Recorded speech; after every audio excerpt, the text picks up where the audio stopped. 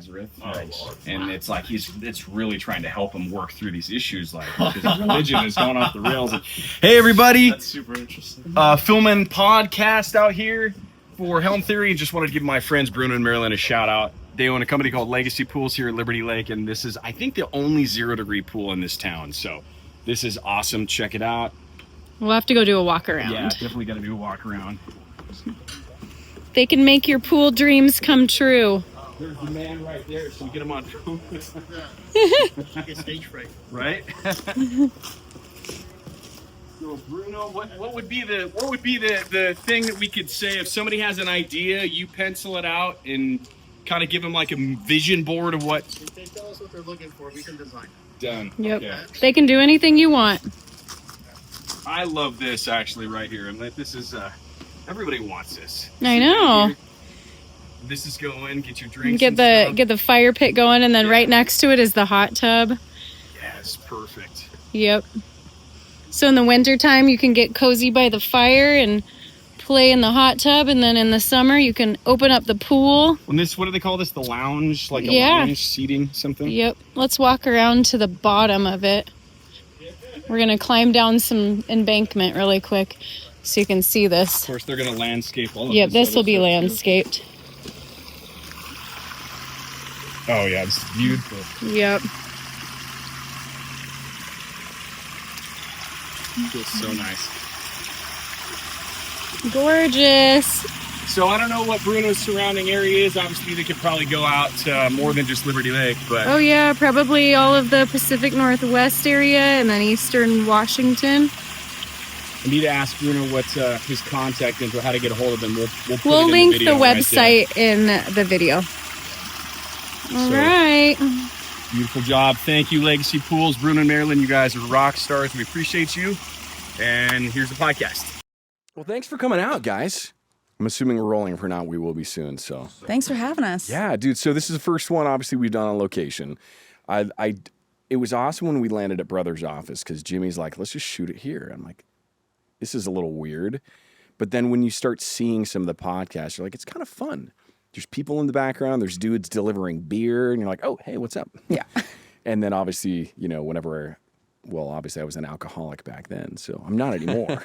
But it's kind of fun to just be like, hey, I'll get a beer and whatever. So. Yeah. But this is fun.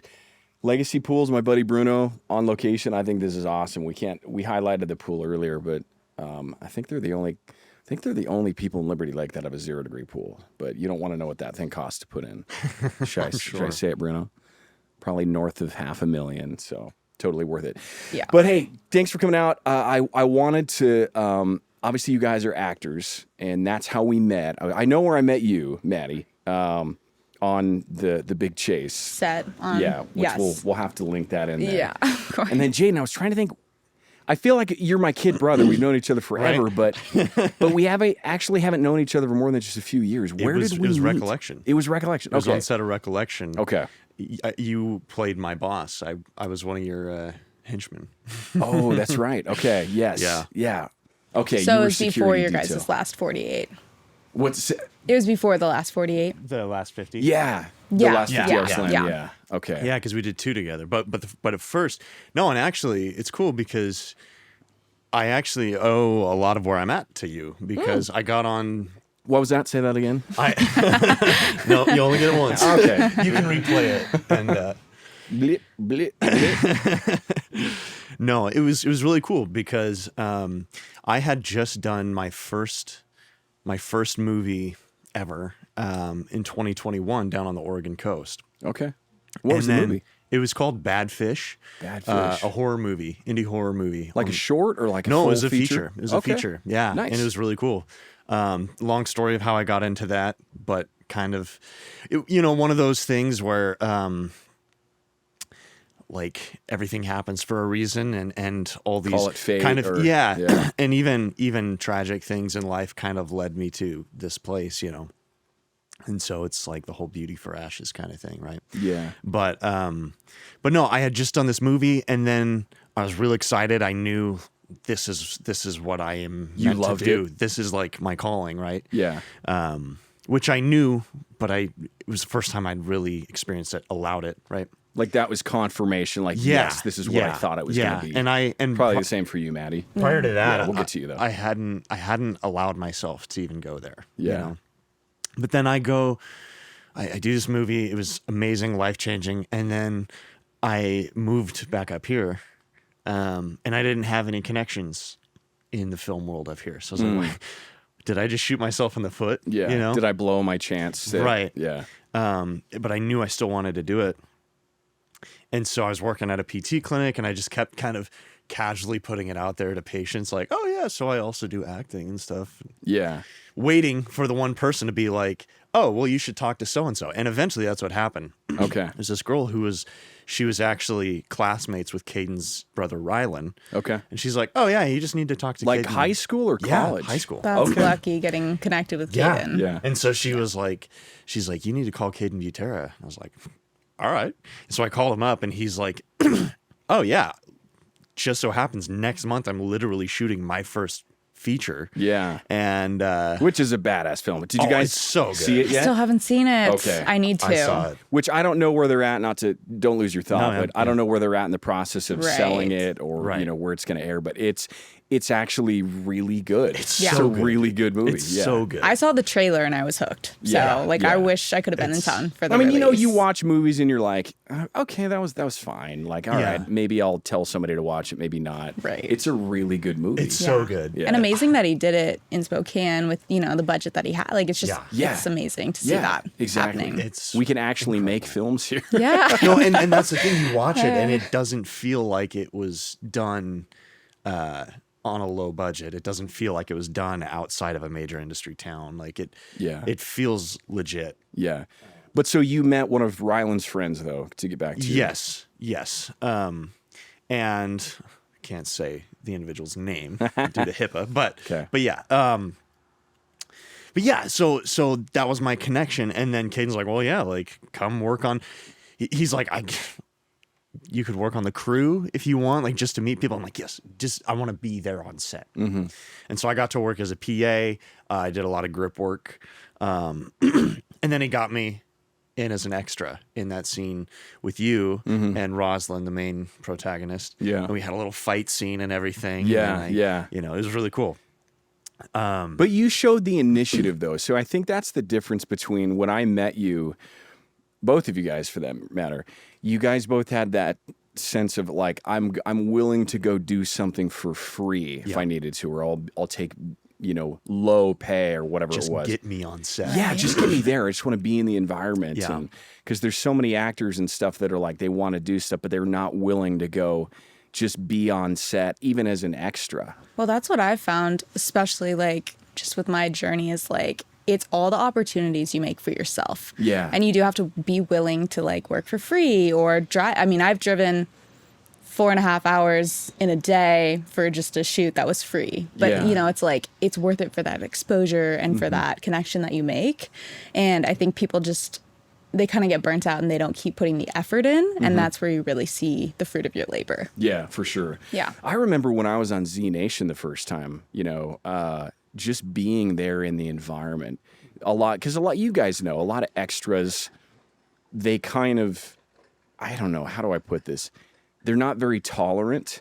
So they'll get on set and they're like, when do I get to go home and blah, blah, blah. Right. And it's almost like they're there just to score selfies and promote themselves on social media, and good for them. But But it's all about the appearance yeah, of being in the but it is work. Yeah. It is like work and effort, like you said, and without putting in that work, you're just not going to get anywhere. And that goes for like putting in the work of the actual acting itself too, not just the driving and the working for free and creating opportunities for yourself. That's all huge, but the other side of it is when you're actually on camera, all the work that you put in before that. right.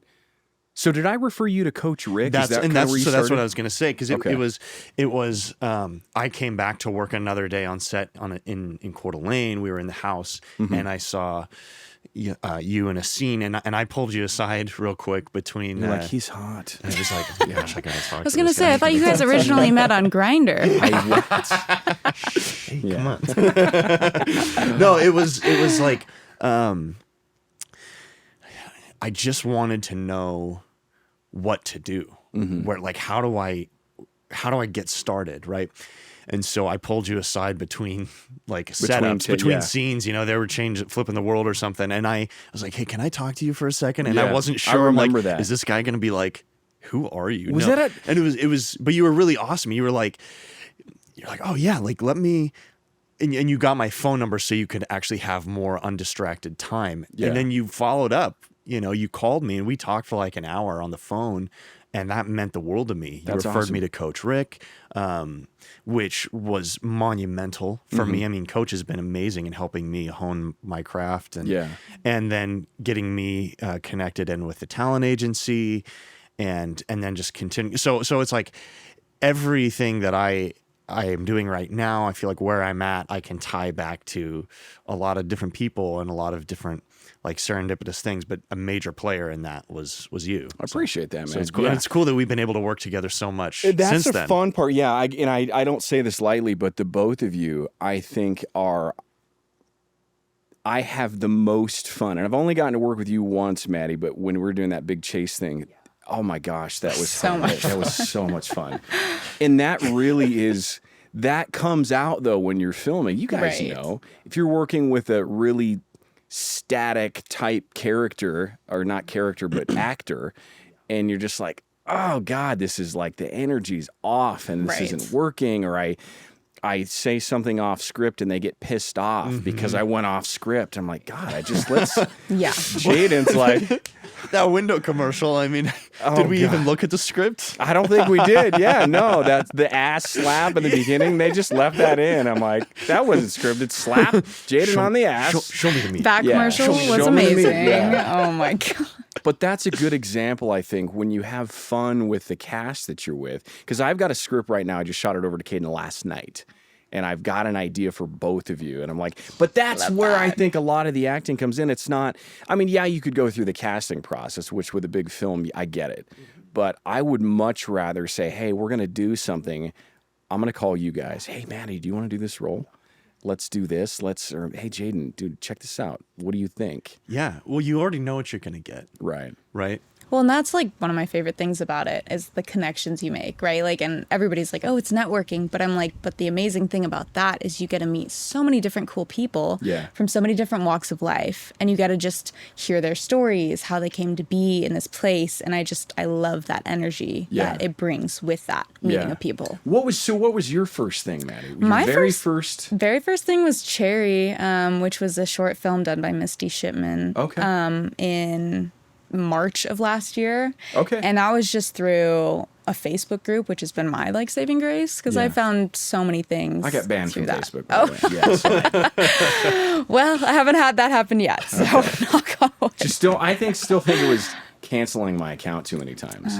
They were like, we don't, you're a bot for sure. Yeah. They're like, bot energy. Well, because they asked me, because I tried to set it back up and they're like, well, send us a photo so we can make sure that you're actually you. And I'm like, well, I'm going to post one, or not post, but I'm going to send them one that I've never used before. So they're like, oh, this is original. Right. And so I sent that. They're like, rejected, sorry. And it literally says, you will never be able to have a Facebook account ever again. Oh my gosh. Well, so as technology moves forward and everybody's integrated in Meta, and I'm like, well, there's Steve. You just gotta call up Mark, and just be like, hey, bud, what's the deal? Yeah. Come on. Let me back on there. Change my phone number, I guess. I could use a different phone number. I've tried that with Tinder. It doesn't work. Doesn't work. Banned from Tinder. That's another story. What are you doing? That's another story. Whole other podcast. So like a year, so a year and a half ago, you haven't been acting that long then. No, and I don't know why I didn't pursue it before. I think it was just the lack of knowing how and the fear of like it not working out or something. But a year and a half, I just was like, I need to pursue this. I'm as young as I'm going to be. I don't know how to get into it, but I need to figure out how because I love it. Yeah. And I was just a background character. I was literally teenage girl number 2.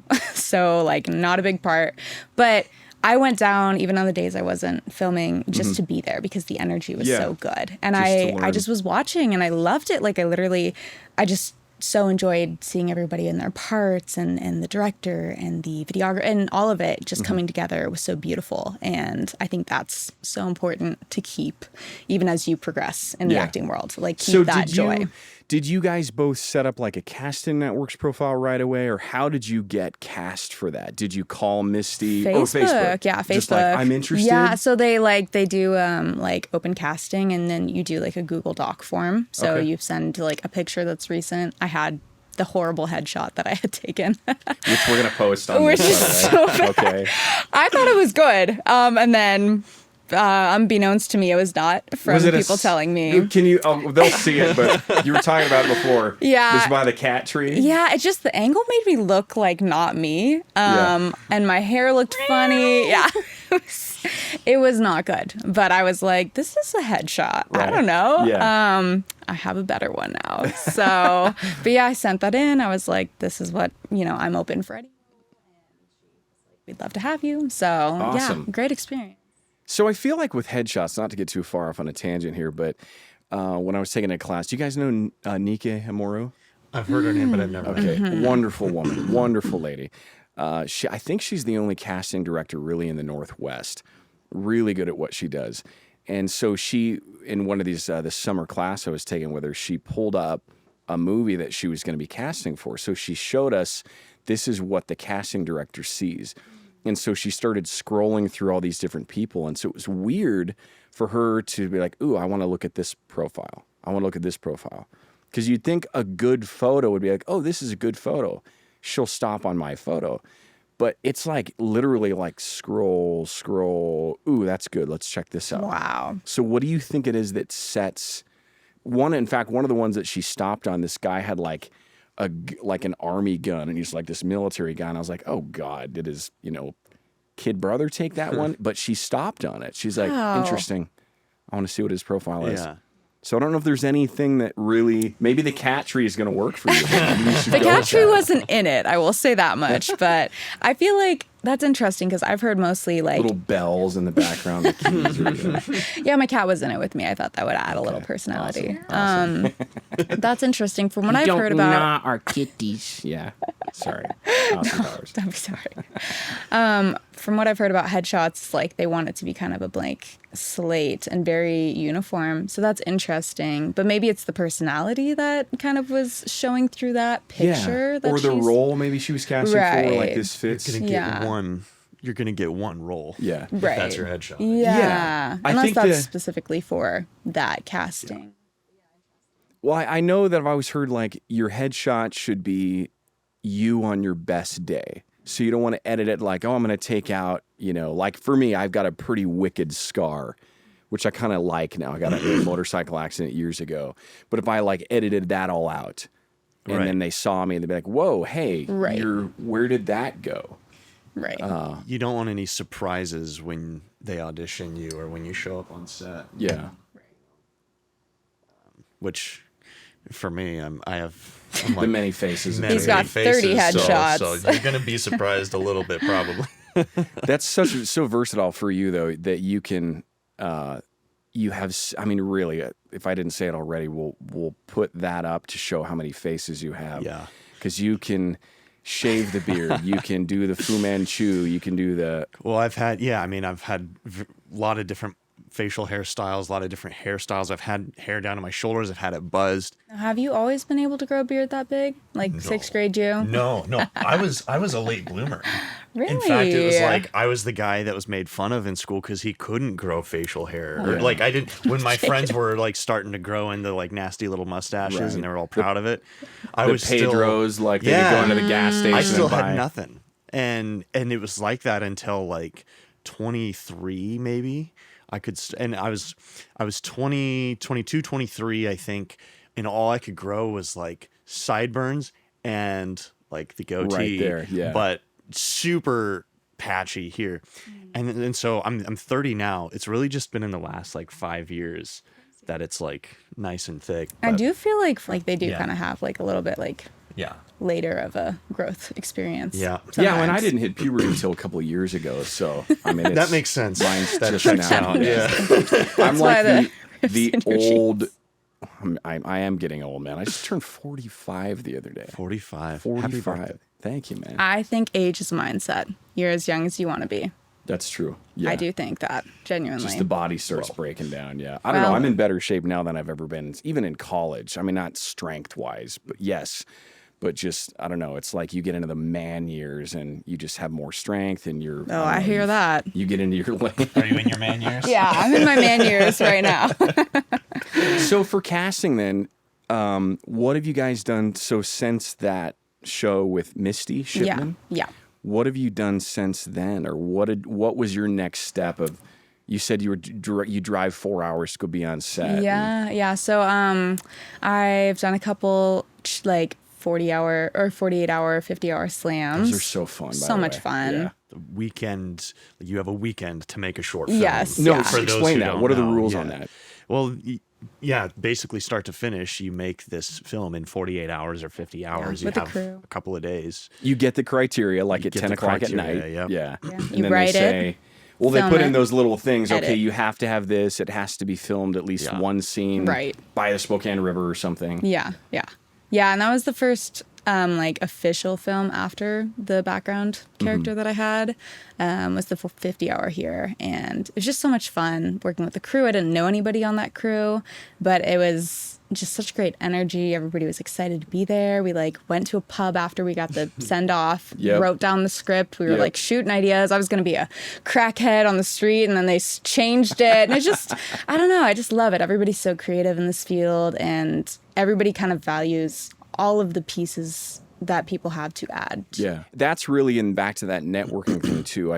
The two biggest films that I've done to date, Recollection and Waking Lazarus. I love that show. I don't even know where it's at right now. I know Tony put it into some festivals and stuff, but neither one of those were cast with an agency. I think everybody initially they're like, I need an agent. Well, yeah, you do. But I think the connections are, hey, you knew this person who knew this person, and then you got your foot in the door and started going from there. And Yeah. Well, here's an example. Through the agency, let me preface it. My most fun roles, my more creative roles came through networking. People I knew. Agency has gotten me more like commercials and stuff like that, which pays. Which is paid. It pays better. make money. right? And that's great. So that's awesome. Yeah. But then here's a good example. Obviously, there's like Caden and you, and that networking has gotten me a ton of awesome stuff. some slaps on the ass. yeah. A which, lot of you know. awesome stuff. Put that in your reel. Yeah. But so through the agency, I got a gig last spring at agency out in Spokane. I did a good job. At least that's what they told me, because they hired me back in the fall for good a sign. commercial with Maddie, and so we were on this commercial together. Is that how you guys met? That's how we met. That's how we met. Yep, Yeah. that was the Gamma Knife commercial Yeah. that we did. Yeah. No, they are not together. I have to state that because I know everybody's going to be But wondering, are they we've dating played now? a couple. We've played several married times. Yeah. couple So times. that's the joke yeah. now. Yeah. But so that's where we met, was on the set for this commercial. And again, it's another commercial. But Yeah. the director for that one, Jackson Scallon, very creative. Oh, Jackson's very awesome. creative Awesome. guy. So Yeah. he's doing a commercial, but he's like kind of making it a short film, you know? Yeah. And he won an award for it. It was amazing. Yeah. So fun. Well deserved. But so we got connected there, and then from that connection, I helped get Maddie in with Caden onto the 50-hour slam. I like to think I got myself there, You but did. you know. I But read I the put script. in It said the bombshell. You know, Right, like, right, with the she's machine cute. gun. He Yeah. already, Machine gun, yeah. he already was aware of you and was looking out. But, Right. but I had he reached asked- out to he Kaden asked too me- a couple times. Yeah.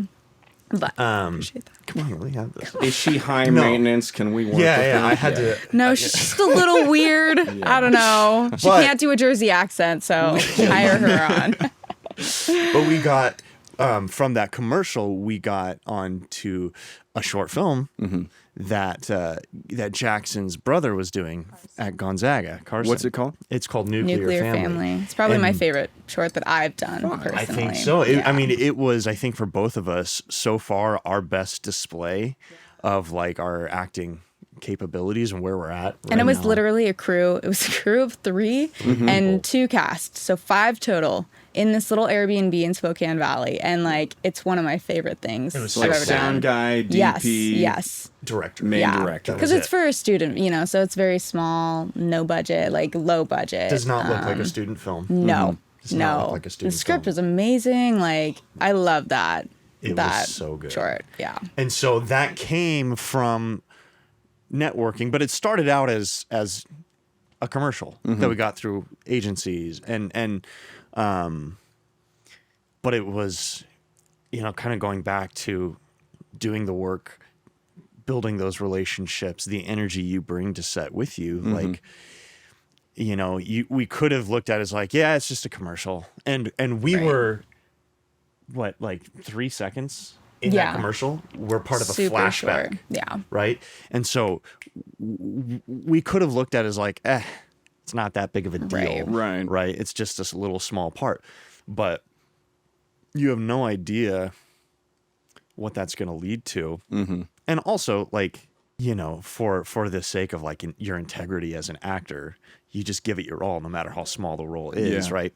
But then you do that. And I think that's really how you move forward. I don't want to say ahead or up, but how you move forward in an acting career. Not that I'm that far into it, but Were you trying to sneak lines in there in the 3 seconds? Like, I just want a line. It was a very intimate 3 seconds. Like, we had, not like that. Did you guys have to but- kiss or No anything? Was it kissing, but I didn't know him, and we literally just had to like bump noses We had or to be in something? love. throw like- arms around each yeah. other and like stare into each other lovingly. And, it's just funny because it's like you met this person hi, an hour ago I'm and you're Jaden. like, all right, we're We're, basically a couple now. soulmates, Yeah. Yeah. But I also It's- love that too, I agree. It's a cool experience. It's Yeah. funny with the lines too. Sorry, my brain went off ADHD. I watched this thing with Brad Pitt the other day. Yeah. Did you see that where he talks about he was a waiter or something Yeah. and had no lines? He's an extra. Yeah. And he brings like, I don't know, comes to the table and he's like, I'm just going to sneak this one line in there. The director was pissed. How's Oh, everything no. or something like that? Yeah. But that's funny to think that he tried to do the same thing just as an extra, like, hey, I'm gonna try to, make this into maybe something more to bring it your all, whatever. Yeah. Was whatever that you before he was very big? And, Yeah, Oh, yeah. funny. In fact, we'll have to try to find that clip. I don't even know if I can Yeah. find it, but that'd be funny. Yeah. That's awesome. No, I just think there's a magic to filmmaking, to acting, and you have to bring it with you for it to be there. But when it's there and like it's like Coach Rick always says, it's like the best drug you'll ever Yeah. have. Yeah. You know? Yeah, And it's it true. is like there's, but you notice it when it's not there. Right. But then that's why you crave working with the people that you're comfortable with, the people the people that no matter what that script is. If I walk onto that set with Steven or with Maddie, like it's going to be a good There's time. gonna be fireworks. There's going to be fireworks. Yeah. Whether it's a drama or a Right. comedy or a horror, whatever it is, like, Yeah. Well, and I think it's funny because you're spending so much time with these people and you don't know them, but like in my experiences, you start talking about the deepest stuff with them You do. because you You just open up. you strip away that vulnerability because you're acting, which is so vulnerable. Mm-hmm. And I feel like this is a shared experience among a lot of creative people, especially actors. Like, It's okay to, what we keep saying, Coach Rick, I think he was the one that said, acting is the space that you can experience the full range of emotion without the added consequence or something like that. I probably experience the botched full that. range of human emotion without. Yeah, which I think is cool. It's well, amazing. and like for me, I had to cry on the Nuclear Family script, and that was really nerve-wracking for me because I can cry on command, but doing it in front of people, doing it when it's written in the script is like, that's so scary. And I was like, I don't know if I'm going to be able to do this. Like, I'm going to try to get there, but like, I just don't know if it's going to work. Like, we're going to give you that space. And having that smaller crew, that like crew that I kind of knew, made it so much better. More and intimate. yeah, and it was very vulnerable. It was very, I don't know, bearing my heart for me. I'm not comfortable doing that, but How do you cry? Like, what is there a trigger for you? Do you think about something sad, or is it just? I've looked at different methods, because I was really interested because there's method acting, there's getting into the character. That's hard to do when it's a short film, right? You can't really get into the character in a short amount of time super easily. And then some people kind of fake the breathing, you get there physically. For me, it was pulling back past memories, which I think can be damaging to an actor long term. But that's what I did in the moment. Yeah, I was doing some research on it, and to get to an emotional state, and you're feeling it, right? Like you're recalling this memory and you feel it. And so doing that over time, again and again for different films, I think can ultimately like cause that sadness. Do you think you wear the memory out as an actor? Like, oh man, I can't use that sad memory anymore. I've used it too many times. I haven't done it enough to say, but I could see that happening. Yeah. I'm a very empathic person, so I think like I could always pull from some different memory too. I've been deeply sad in my time in my life and also deeply happy. And I think being able to pull from real life experiences for me has been. Do you naturally have like, this sounds weird, but do you naturally have watery eyes where they just, like for me, if I start laughing too much, my eyes start watering. They just do. Yeah. I'm like, they're like, are you okay? I'm like, oh yeah, I'm laughing too hard, I don't really. I mean, I wear contacts, so that dries my eyes out a lot. But it's like yeah, I do. Yeah. But I mean, it's a skill. What's wrong, Stephen? Nothing. I'm just practicing. It's like the staple of like, oh, a good actor can cry or something. But as we've seen a lot of actors point out, it's more about being truthful, and like nobody tries to cry. People try not to cry, And so when I'm practicing emotional scenes, whether I'm rehearsing lines in class or on my own, like it's about, I don't know, this thing in my head, it's like, am I trying too hard? And maybe I should just focus more on what I'm feeling, what I'm thinking. And then if it happens, it happens. Practicing dropping into that emotion, again, experiencing the full range of emotion without like the consequences, it can be cathartic, So, feeling those things that are universal human experiences, emotion, that sadness, that pain, that hurt. Well, we're going into that intentionally as a character, and it can be healing, and it's really cool. But I will say, like referencing that scene, I remember sitting in the theater room when we watched it. It wasn't even my tear coming down, but when we saw that teardrop, I just remember like looking over at you, and like it was just cool to see. So did they put like something in your eyes? No, I got to that place. Okay. You were saying it wasn't your tears, and she was the one crying. Yeah, I'm saying it was a cool experience for me to see CG'd a tear. Like it wasn't my real tear, but no. It was. I'm saying like he didn't cry. I wasn't the one crying. Okay, but it was like I could feel it. Yeah. You got caught up in it, which is like the whole point, right? Yeah. And so then I I don't want to speak for you, but it seemed like it was a pretty rewarding. No, it was very exciting to see because, you don't see what it looks like until you see it displayed. And so you don't know what take they take. You don't know how it's going to look. Is that going to feel real? It felt real to me, but like maybe that won't look real. But I was really proud of that work like that. And again, that's why that film is probably one of my favorites. I feel like it really showed kind of my range for what I have right now at the beginning stages of my acting career. And so, it was really cool to have the director allow me to get to that place and not just be like, we have to get to a place, right? Like he was like, you take your time, and if it doesn't happen, it doesn't happen. But I don't know. Crying is tricky too, because I know that, I don't remember the audiobook I was listening to, but they were talking about if you're actually too much into the emotion, it's cool, you're there, you've arrived, you're crying, you're bawling, but that can also come across on camera as really bad because, if somebody's really, truly sobbing, they got snot running down their nose, like, right. And you're like, whoa, okay, the camera does not like this. Can you pull back the emotion? Right. So you almost have to think about you guys know when the camera's there, right. You have to have in the back of your mind, okay, what am I doing? Am I making this character real? What are my lines? Where is the camera? Am I playing enough to the camera? Did I look too far away? Right. Okay, everything's that was curated. Yeah, that was the first shot. We're on take number 10 now. Right. In fact, when we were doing recollection to the crying thing, Caden was like, hey, let's shoot the scene. I don't know. He had the general idea of where it wanted to go. It was me and Rosalind, Luke, and it was just us in there. And then this little boy, Charlie, adorable kid. And he said, I don't know the vibe of this scene. He had his ideas, but then he said, just do what you're going to do. And so we shot like 3, 4, 5 takes. And then on the last take, I was crying. I was like, okay, I'm going to try to cry, but I'm just going to feel the character. But then he's like, okay, if you're going to do that, now you have to do that like 10 more times. So we can have it. I'm like, oh God, dude, what have I done? You know?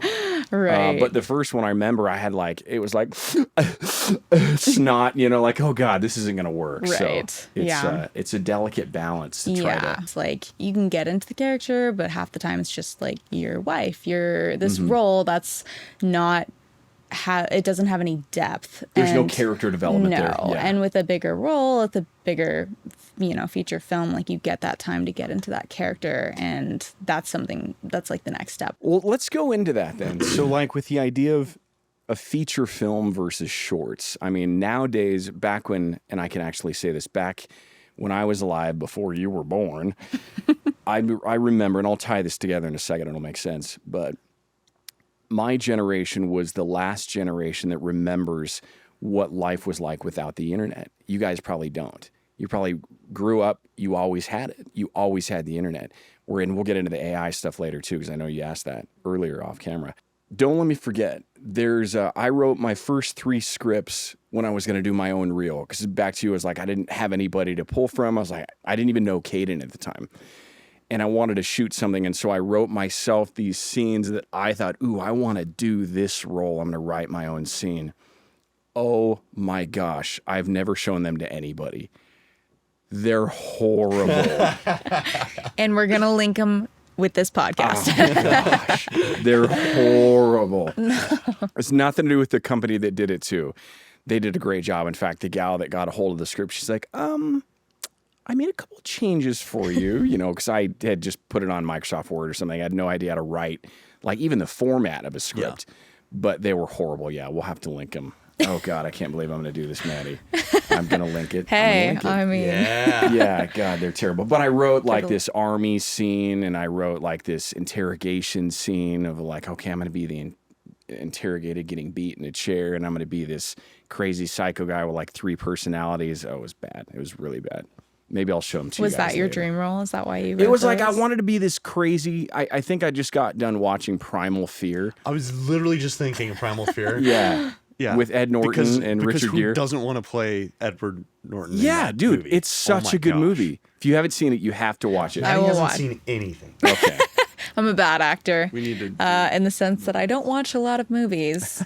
I watch my comfort movies. That brings up another idea I have to talk about. So back to the whole internet thing. So you guys don't remember life without the internet. Like it just, you grew up and you just always had it. But not using the internet as opposed to not having access to the internet. It's having different. access. I mean, like I remember when I was young, we had like VHS tapes and stuff, and Yeah, but I mean- it was young that it was introduced for sure. Okay. Like, Well, see, if you think about the primaries. next generation, so like 10 years younger than you, 12 years younger than you, because you're what, 22?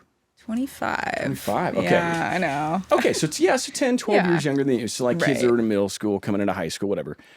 They don't know, they're going to be the last generation that knows what life is like without AI. Right. But the next generation is going to be, well, we always had this. We always had AI. It's like, do you ever see the Matrix movies? Of all movies, have you seen the Matrix series? Oh, God. Yes. sorry. Wow. Okay. I'm So watch the sorry. Matrix movies. Okay, I will. They're life-changing. Yeah. And so in the second movie, they go down to this city of Zion that's still in the center of the earth. And I don't remember the exact dialogue, but it's something like, hey, how do these big machines work? How do they generate all this power and do everything? And they're like, I don't know. They've just always done this. That's kind of like AI. People are going to get to the point where it just does what it does, and people don't know life without it. Like, oh, no, it's like using I still call it MapQuest. I know. See, that's the thing. Back in my day, Yeah, you MapQuest, got on you printed it MapQuest, out. Garmin. you printed it out. You're like, I got my papers of where I need to go. Like that's just what we did. Or we legit had an atlas in the car, a map, and like, here's where I am. Here, I got to take this highway. Hopefully, it's still there. But you're going to get to the point We're a where lot more AI 's- efficient now. Yeah, but Driving. AI is just going to be this thing that everybody uses, and Yeah. so I feel like that's going to kind of be a part of the film process. It just is a part of it. It It's already not is. really an argument of should we use AI or not, and I don't know. There's no way. I think about AI, I think of every shift in technology. I was just talking to my dad recently, who his career was in radio. Is he like a DJ? Yeah, I mean, he did it all, man. You pointed at me when you said your dad. Did I? Oh, I was. It was back talking a to my couple weeks dad. ago, but I guess yeah, this is my dad. Yeah. Hey guys. No, my dad was yeah, I mean, he was a radio personality, really. Yeah. He had a morning show, he was music director. I mean, and it was back in the era of like the 80s hair bands and stuff. Like that was when radio was king. Yes. And I mean, what a time to be in radio. And he was telling me about the transition, because we were actually having a conversation about AI. And he was telling me about the transition in the radio industry from analog to digital, and how there were so many old timers in the industry at the time who were just so resistant to digital. And my dad said he was at first, but then he realized, like, I'm going to be out of work. You can't if stop I don't. it. Yeah, you can't stop it. And then you think about like Metallica versus Napster and all of that, right? Like, and look, now we're at music is through streaming, and again, for better or worse, the wheels are in motion. You can't stop it. I mean, music is Spotify now, right? And Spotify pays hardly anything to artists. So that's why I say for better or worse, like it's maybe not great. The outcomes aren't financially for the artist isn't necessarily good, but if you try to resist it too much, if you fight it too much, you're not going to make it. It's adapt or die, right? And so It's that's like why, digging a pool with a bunch of shovels versus a backhoe. It's like, dude, exactly. and so if AI is going to be part of, the film industry, I don't want to be one of those that, and I don't like AI, but I'm trying to open my mind to it and say, like, okay, well, how do I use it as a tool? Because it's not going. One of the things I think of immediately, just not with the actual film, but just AI with headshots, back to the headshots thing. Hey, here's a photo of me. AI, make it better. Right. Give me a cool background. Put this outfit on me. Right. People are doing that on their Blur dating all apps. of mine. They're doing it on their dating apps. I know. And people are showing up like, what? Right. Yeah. Okay. I think that's the date's problem with over. like the influencing world is like online, that it's like everything's fake, like there are some real creators and real influencers, but you have so many people that are curating this perfect look, and it's causing this like unreachable standard that we're all trying to get to, and let alone with AI and face tuning, but like plastic surgery and filler and all of this stuff that's creating like this universal look. That's one thing that just with content, even this podcast, we haven't publicly said it or written it down, but we want to make sure that we always have real content. It's not fake content. It's real conversations with real people, because I think that that's going to be hard pressed to find, as there's so much. My kid calls it the feedback loop. He says, okay, Dad, like especially in the creative space, there's so much AI-driven content, but AI is pulling from all its resources of content to create new content. But when you get saturated with fake stuff, then you have AI creating fake stuff from fake stuff, and it's kind of this feedback loop, like when you get a microphone too close to the speaker, same concept of we need real content, real people, real actors.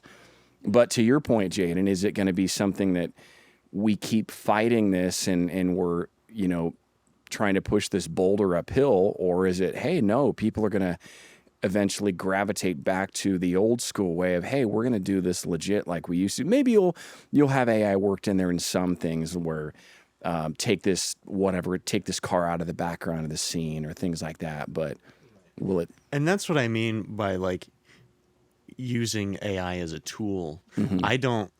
To our advantage. Yeah, I don't ever want it to be like this is an AI generated movie, and maybe that's what's.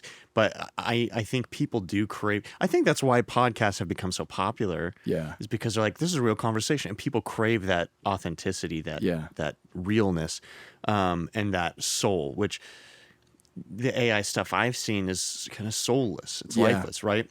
And so I think that's something they can never take away from real human beings and real artists. But if we can use AI as a tool to help us get that message out there, right? Because I think, and maybe I'm going off on my own little tangent here, but I think now more than ever, the oversaturation on the internet of like short form content and the fake influencer movement, right? And then Hollywood pumping out generic lifeless scripts or stuff that only serves to like kind of push certain narratives or whatever. It's like it's all like consumerism, and it's all just lifeless. I say all, obviously that's a blanket statement, and right, I get you. But I want to, as I look at what do I want for my acting career, my filmmaking career, for my life, what do I want at the end of my life, at the end of my career, to have said, this is what I did? What do I want to have produced? Kind of the whole ethos of and it's like it is kind of a dark, scary, frightening time in the world, and there's a lot of heaviness. I work a lot with youth, and you see it more and more in like younger generations. Go into that just specifically. What do you? I mean, not to corner you on that one, but what do you see with the youth, the heaviness? I like how you put that. Just that there's a heaviness, there's a depression, there's like a hopelessness, like they don't have despair, a direction, like a nihilism. That, and also, if I can add in, like a lot of isolation and a lack of connection. Oh my God. And there's like a loneliness epidemic happening in the younger generations right now, and it's being talked about, and it's just, is it? I mean, I know my kids, I cannot get them off their phones. It's like we go out to dinner and they're just like constantly phone. I'm like, guys, we want to be with you right now. Yeah, I know, Dad. I'm just looking at this funny meme. I'm like, but that's all they do. It's like they're just living in these phones, but then when they have to connect with real people in the real world, it's a challenge. It's like wow. They're losing that skill and that so ability. Here's this like conflict, because it's like I see that, and then I want to create more stuff that they can watch on their phones. You know, feedback loop, well, right? Maybe not the same, but but so there's this like, man, am I doing something good? So it's like I want to make sure that what do I put out there, and is it going to feed this beast, this machine that we're all caught up in, especially our youth? I want to write stuff, act and stuff. I want to create something that's going to be healing, something that's going to be a light in the world. Now, that doesn't mean I only want to do like happy, uplifting family movies either. Right. But I think that you can tell stories in all genres that have soul and heart and meaning and purpose. Like, I just want to do something good through this art. And that's what art should be, right?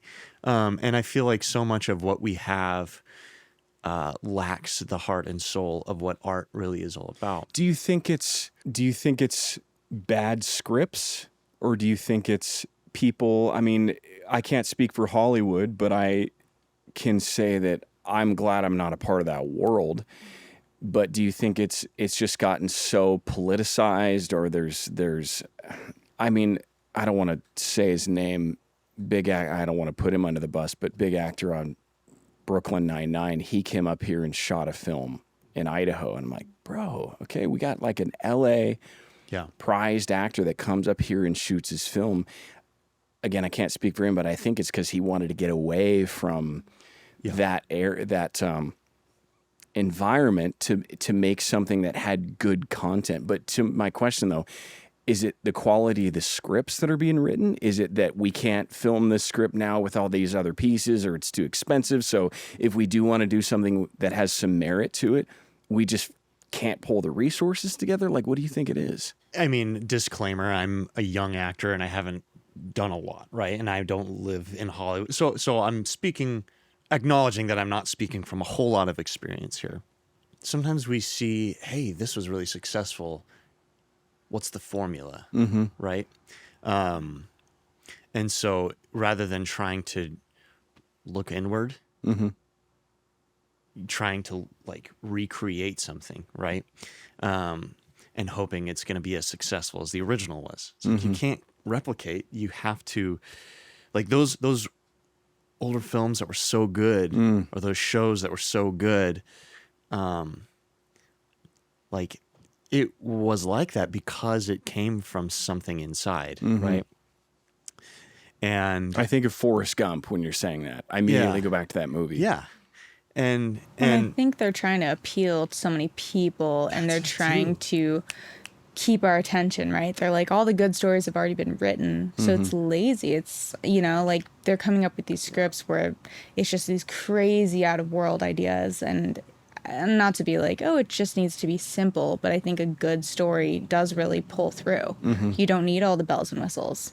I saw this clip. I don't remember who was doing the interview, and I'll probably tear up just talking about it, but just like the idea of Forrest Gump going through his entire life and everybody making fun of him and ridiculing him, and he gets to the end of the film and he realizes, you know, he's with Jenny, and, you know, he realizes this kid is his. Oh, what did the guy say? Something like, he asks, is the kid like me? Is he? And then I'm going to get emotional if I talk about it, but it's basically this endearing story of the world was attacking this dude. How do I say this? But he still had love, you know, for everybody. Shoot, I get emotional when I talk about it, but that quality of script, I think have we done it all? Have we done all right, well, crap, we don't have anything else to tell. And now we just have to recycle old content, which we can never recreate the same thing again. we've been telling the same stories for thousands of years. I don't think we've run out. I think people are trying to pump out content so fast, you know? Right. It's like, oh my gosh, we have to fill this quota instead of creating quality stuff. Like the roots of where acting really got Right, started. This is right. about a good script, a good performance. Fuck the, nothing against Michael Bay, but fuck the Transformer, CGI, all this other stuff. Like, let's get good quality content with real actors, with real emotion, with real stories, with, to your point, like, is there a formula? Is it the hero's journey? Is there just a lesson that needs to be learned? I mean, there are literary structures and stuff that make for a good story, but if you're trying to like if you're trying to like write for a formula, then I think it's gonna feel formulaic. And I think, and then if you mentioned trying to appease everybody or appeal to everyone, you're trying to make everybody happy. Well, then you're being dishonest to yourself as the artist, right? And then like, are you too worried about offending somebody? And then that limits you, right? Please. So there's people that are making films, offend me. I don't care. Right? Yeah. I want to be offended. If I don't like get it, something out of me. I right? won't watch it. Yeah, Feel but something. I think like I said, we've been telling the same stories for thousands of years, the same stories over and over with different details, right? But there's nothing wrong with that. So it's kind of this interesting thing, like, oh, make it original, don't try and replicate. And yet a lot of the same, when I say the same stories, it's the same themes. It's like jazz, right? And I think with storytelling, there are just these classic stories. And I don't necessarily make some of the retellings good and some of them bland. You know, that's something I think about a lot. But I think at this point in my life and early on in my career, I think it's a big element is just the heart, you know, and being true to what you feel inside. So for you guys then, I think a lot of people watching that would maybe want to get into the acting space, maybe they're as young as you, maybe they're in their 30s, maybe they're in their 20s, maybe in their 40s. Why haven't you guys moved to LA? Because that's, I mean, I know a friend of mine, I'll say his name, Ramsey, love you, pal. He just straight up moved to LA. I'm like, is that not the play anymore? My friend Lincoln, love you, buddy. He moved back from LA. He was down there, shot a couple things, some really good stuff. And came back and like, I can't do this in that space anymore. Like, I guess my question would be, why haven't you guys done that? Or for new actors starting out that are thinking that's what they have to do, is that not the play anymore? Have things changed enough to where it's like, okay, you don't have to go to LA to tell a good story. You don't have to be in LA or Atlanta to have a good film. You can do a recollection with a good moral lesson behind it and make a really, really good film, or you can make a really, really good script and pull a crew together and shoot this thing in Idaho or Eastern Washington or wherever. You know, has that changed? For me personally, it's mostly funds wise. Like moving to LA is not reasonable to live down there and try to scrape by to get roles where it's, you're competing against so many people, right? You're in a huge pool comparatively to a smaller pool where there's maybe less, but there's a smaller pool. You're a big fish in a small pond. Right. Yeah. I'm still kind of on the fence though. I would love to sit down with somebody who's either lived in both LA and Atlanta or is really up to date with what's going on in both places and get their opinion on which one's better, what is the right move, because I am so new to it, so I don't really know. I do know that that's not the only way, though. That is not the only way to What does get your into gut it. tell you versus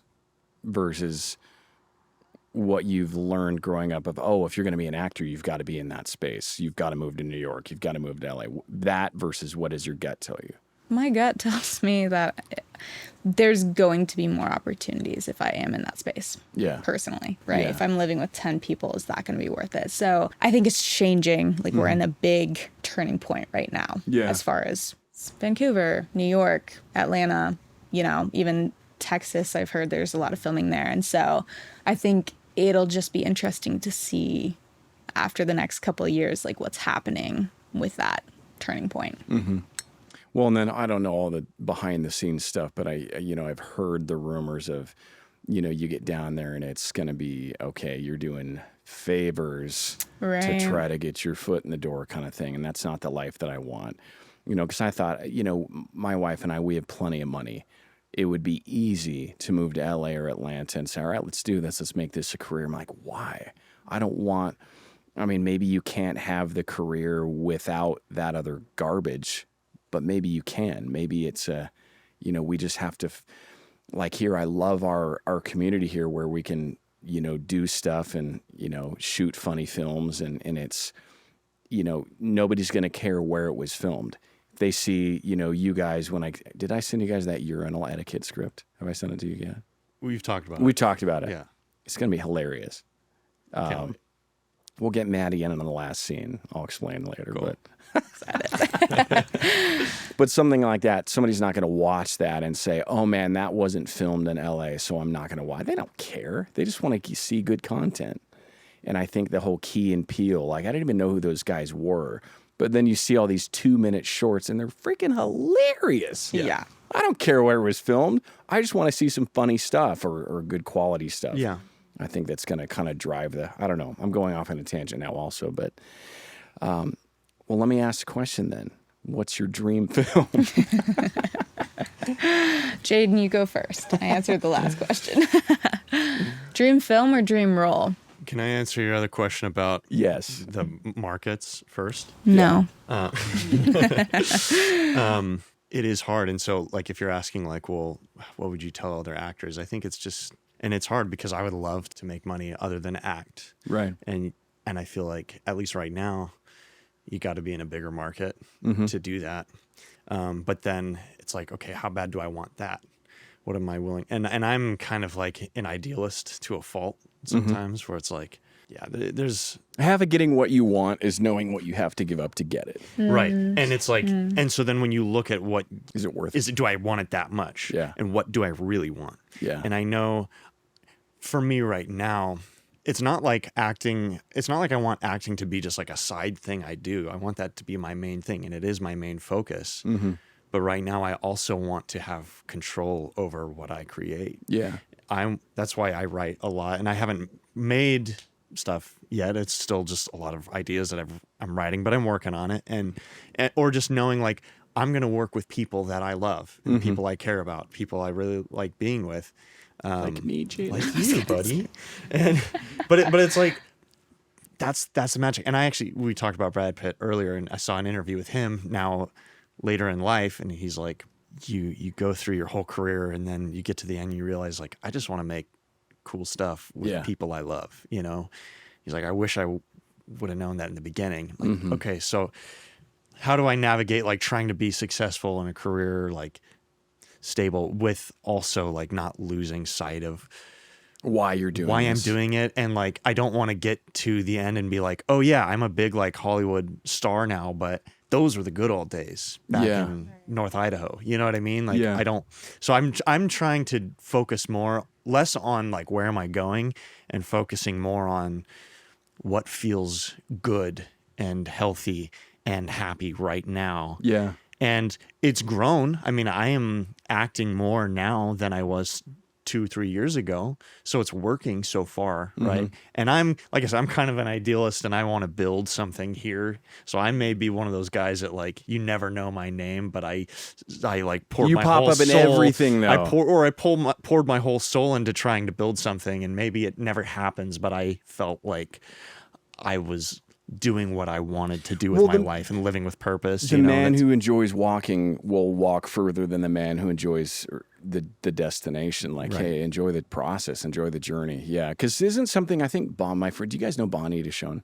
I think she said this on one of our earlier podcasts, that something like 2% of all actors are able to do it full time. The Brad Pitts, the Tom Cruises, etc. And that's all they do. So if somebody said to both of you, hey, Maddie, you're going to be a successful actress, but you're never going to make enough money in these films and things that you do to warrant doing it full time. You're always going to have to be working a side gig and then you act.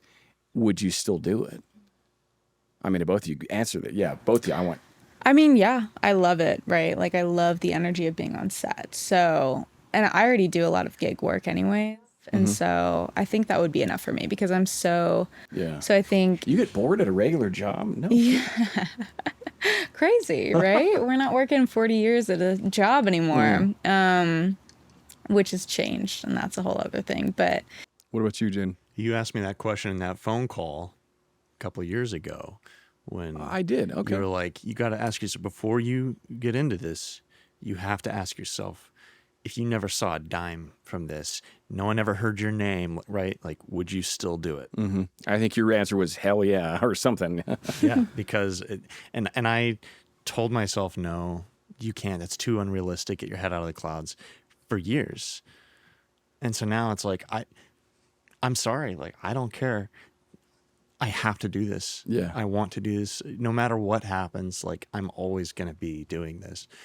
I mean, I worked on a scene recreation at Harbor Studios in Seattle, which is super cold, for an 18-hour unpaid day. Recently. So, and I loved it. You know, it would have been great to get paid for it, but I loved it. And that's what acting is, right? So what's the most exciting part then? I mean, obviously when you're in the trenches, is it when you see the final product, you're like, okay, cool. Yeah, that worked. Like, what's the best part of it for you? The final product is rewarding. Yeah. Hopefully. Right. Yeah, no, that's a good point. It's like rolling a nat 20 times. But hopefully this all works out. Yeah. We get the right script, the right people, the right editing. Because you've shot stuff that never comes together. You're like, wow, I wonder what happened to that one. You know? Yes. Yeah. Waiting on a couple. But I'll say, like, the magic that I felt on set after the director said action, and feeling like everything for me, like feeling like all the preparation, like it all paid off, like it all came together, and like we were really connecting in that scene. Right.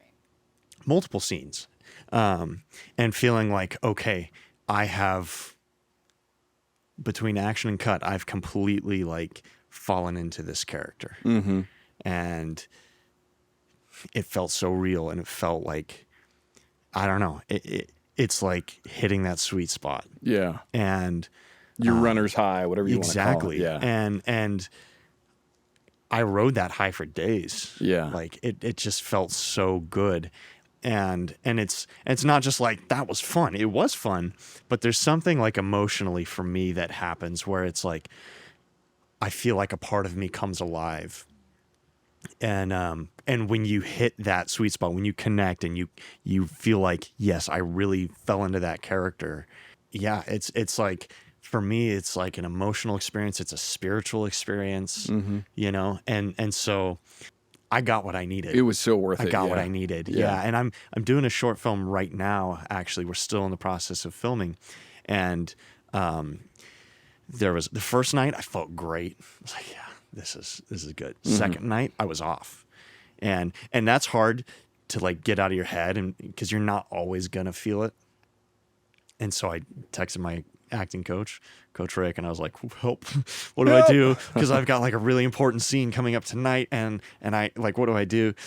And he's like, just let go, have fun, just do what you do. And I was like, all right, stop overthinking it. And oh my gosh, I had so much fun on set, and the magic was there, right? Like, again, you're not always going to feel it, but that's my favorite part, is when the stars align, you hit that sweet spot, and it takes work and preparation, but It's that perfect shot at the buzzer, though. It's the you know, I won the game, all the preparation, all the practices, all the, you know. Yeah, it's just being there in the moment and doing it.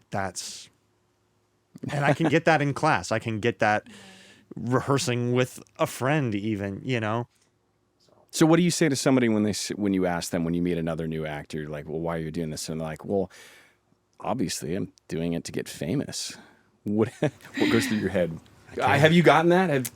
I haven't gotten that times. yet, but I would say choose a different career path. Yeah, quit right now. Yeah, 'cause that's why you're doing it. That is It's not never the gonna right happen. goal. Yeah.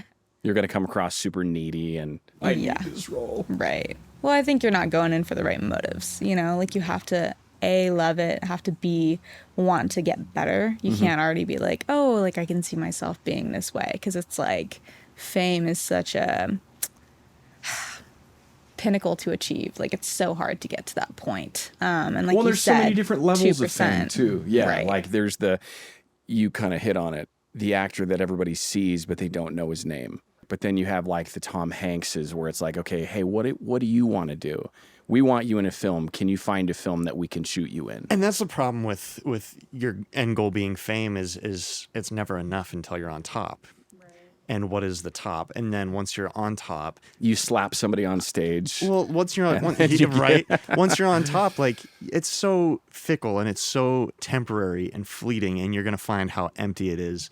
But I'll admit, like, there's that part of me, I think probably in all of us. It'd be cool if the whole world knew my name. Oh, yeah. You know? I want to walk down. I don't want to walk into the grocery store without getting mobbed. I'm like, that'd be great. Right. See, I feel like but I know that that's not really what I want. Right. You know, that's a little, like, part of young Jaden that, like, wants to be noticed, kind of thing, right? So I think I would tell somebody, like, hey, if fame is really what you want, like, I believe you can achieve it. You can do a lot of things to get famous without acting. At a cost. That is true. It's going to come at a cost. Yeah. So if that's really what you want and you're willing to put in the work for it, you can get there. But that's not, I can't help you with that, because that's not where I'm headed. Yeah. Right. So I don't know how to become famous. For me, I don't want to be famous. I just want to, like, touch people. I want to affect people. I want people to see my work and be like, wow, that changed me. Yeah. Right? Like, I think that's what acting is. And that's what's so beautiful, is these people are creating this storyline and this movie that's not real, but with the acting and the emotions, like, it becomes real, and it can affect someone. You can watch an actor in a movie and it can be like, wow, that changed me. And I think that's so beautiful. So that's what I would love. Yeah. I remember thinking as a kid, whenever I'd watch a movie, I'd hear these one-liners and I would pull them. I'm like, ooh, I'm going to remember that. my wife laughs at me and she's like, you always use one-liners for movies. I'm like, because it's already thought out. Right. It's a perfect one-liner for the perfect scene. I'm going to use that at a point. I'm going to remember this, and then I'm going to use it when I need it, and it's going to be perfect. And I remember just memorizing like a lot of Will Smith's lines back then. He's got some good ones. He does. It sucks that he had to do what he did on stage, and his career's never going to be the same as it was. And maybe that's a part of his journey, was being on top, and then just, pride cometh before the fall. Right. But to your point, I want to make something where if somebody doesn't know my name, they have no clue who I am, but they see something that, wow, that it physically changes their situation, maybe at home, or they strengthen their relationship with somebody because of what they saw on film. And they're like, it's like, wow, that moved me in a way. I think that's the beautiful thing about acting, that I don't think AI can recreate personally. Yeah. Like your point to the soul. Like, I don't think it can become so good, but I don't think it can have a soul. And I think that's the connection that we as humans have. And just for the sake of the cameras and viewers too. So you guys are doing a really good job acting right now. Cause I know I told you ahead of time, I want this to be meaningful. Right. This It's all fake. You guys just want to be famous and yeah. So We're really good at it. kudos to you right I'm a now, yeah. total dirtbag. yeah, this is not a real mimosa. I'm 1000% sober right now. Awesome. I love that. Okay, so you got to answer though. What's your dream role then? Have you thought about the things that you want to do, like the crazy multiple personality guy like I did, or like have you thought about I really want to do this specifically? A bit. I think I could play a rom-com really well. That's not very moving, but I think I could play that really well, and I think that'd be really Matthew fun. McConaughey, if you're listening, I don't know if he's doing rom-coms still. Right? Wait, Glenn Powell. They can be very. Yeah, especially like the old 2000s one where there was like a really beautiful storyline. I think those are moving in a way. I think it'd also be fun to do like kind of future, like dystopian with dragons. It's fantasy, and I was like, Sweet. I want to play this role. Like, I want to play the main character. And I was like, there's no way I'm going to play this main character if I don't get into acting now. Like, I just need to go for it. I think they're already filming, so I don't think that opportunity is going to come Maybe for you me. can get on set as an extra. Right. But I think that'd be so fun. Like, something, like kind of battly. You have to be like strong for the role.